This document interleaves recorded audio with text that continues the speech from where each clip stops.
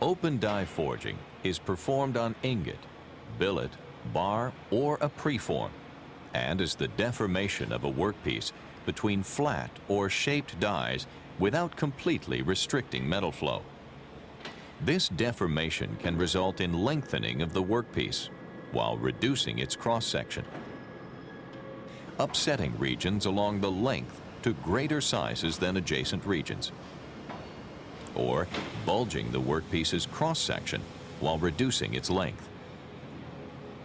Lengthening and upsetting are typically done using multiple impacts, as the workpiece is incrementally advanced lengthwise and rotated about its longitudinal axis.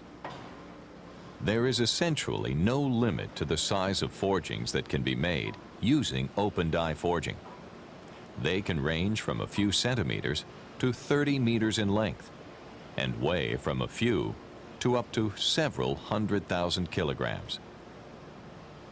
Although fairly complex shapes can be made using open die forging, most are rather simple solids or hollows requiring considerable machining to achieve final shape.